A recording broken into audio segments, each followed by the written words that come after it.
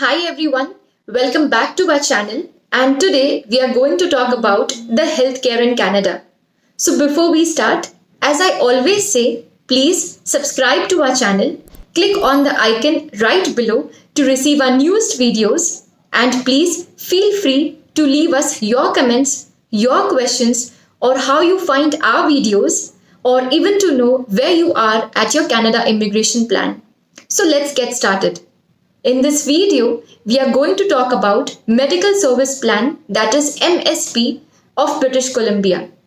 So for everyone who are planning to come to Canada, it is important to know that it is not the federal government that determines the laws and regulations regarding the health services provided by the province. Instead, every province has its own regulations regarding who can apply, if he has cost or if he doesn't have cost, what are their waiting period for their coverage to kick in and what are their service coverage. So it is important to review the province you are interested to move into and what are their regulations regarding the eligibility for medical service plan. The first thing you need to know is that despite of the province, anywhere in Canada, you are eligible for coverage without cost. This makes Canada a way greater option to immigrate, especially as compared to other bigger countries who don't offer healthcare to anyone, not even to their own citizens. So now, I will provide a little more detail in specific for the province of British Columbia. The Medical Service Plan of British Columbia offers for free all citizens, permanent residents of Canada, temporary foreign workers. So everyone that have their work permit can apply for the coverage and they don't need to pay for anything. For international students, however, they must pay a fee if they are on study permit, once they have at least 6 months of study permit validity. For example, if you have 1 year of study permit and you don't apply in the first 7 months, and then if you want to apply on the 7th month, you are no longer eligible to apply as you have only 5 months left.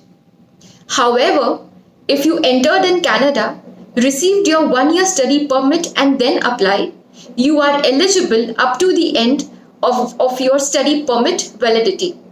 So it is very important when you arrive in Canada, you must do it right away. However, there are certain waiting period too. Even if you apply once you are in Canada, like the other day when you apply in Canada, you still have 90 days waiting period for the coverage to kick in.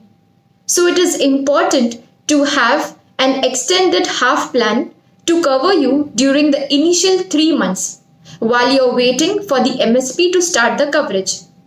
With due recommend, they do have a private half insurance for you to cover while you're waiting in the queue. So, what's covered by the MSP? Consultations, exams, surgeries, family doctor appointments, and all the regular things you need. For example, if you need a specialist doctor, all that is covered by the MSP. However, there are services which are not covered by the MSP. For example, it is not covered of dentist, it is not covered of physiotherapist. Suppose if you need an eyeglass prescription, then you have to pay from your own pocket. It is not covered of cosmetic procedures. Next is how we can apply for MSP. In many countries, public services are very difficult to access and difficult to apply. In most places, you do not have online services to apply for government benefits. You have to go in person and there's a lot of form and bureaucracy. It is completely different in Canada. To apply for government benefits or MSP, you need to complete an online form and then add the scanned copies of your documents. And then you will receive an invoice and the coverage card at your place few weeks after the application. Well, this is very easy as you see. For additional benefits that are not covered, Many companies offer an extended half insurance that allow you half the coverage for those services. So it is very common here from middle sized to bigger companies to offer that as a benefit to all the employees. So in this case, you could have coverage for the cost of magazines that usually are not covered by the MSP. You could have coverage for acupuncture, physiotherapy, massage therapy. Anything that you need is not covered. And it is very common here once you are in Canada working full time under an employer and having those benefits. Now that you are aware how the healthcare system in Canada works, you are ready to put your immigration file in practice.